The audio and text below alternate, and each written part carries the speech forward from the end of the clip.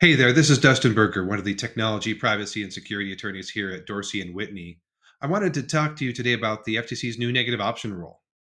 There's been a lot of talk about the negative option rule recently, and it's sometimes called the click to cancel rule, although click to cancel is just part of the rule. The rule that goes into effect on May 14th, 2025, is a major change to various kinds of subscription programs. The FTC refers to the subscription programs that are covered by the rule as negative option programs, which means that these are programs where the buyer's silence, failure to cancel, or failure to reject goods or services is taken as acceptance. There is a federal law that's currently in this area already. It's called ROSCA, but it only applies to online subscription programs and only to subscription programs involving individual consumers. The Federal Trade Commission's new rule, by contrast, actually applies to subscription programs in any media, including in person or by phone, and applies even in transactions between businesses. Now, the FTC's rule isn't a prohibition on these kinds of subscription programs, but it does impose certain requirements on sellers that offer them. So let's take a look at what those requirements are. So here we see the first three of the negative option rules requirements. First, all material terms of the subscription program must be clearly and conspicuously disclosed.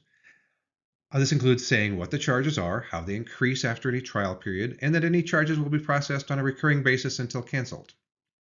Also, that you have to state the deadline for acting to stop charges.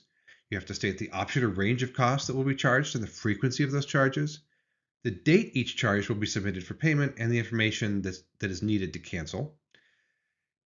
The rule also prohibits any material facts from being misrepresented in these disclosures. And the buyer actually also has to affirmatively consent not just to those program requirements, but also to the negative option itself, to the feature that we were talking about before that allows charges to continue until cancellation or rejection. The rule's fourth requirement is really what we call the click to cancel rule. And this really requires sellers to make these subscription programs easier than ever to cancel. The cancellation option must be a simple mechanism that makes it at least as simple to cancel as it was to sign up. The cancellation option must be in the same medium as the sign up was. And for online programs, buyers can't be forced to interact with a live or virtual representative if that wasn't necessary to sign up. And actually, one of the most surprising components of this rule is actually for in-person programs, where sellers must offer an in-person cancellation option where it's practical, but must generally offer an online or telephone option as well. So that's the very short overview of the FTC's new negative option rule in a nutshell. Feel free to reach out if you have questions or want more information.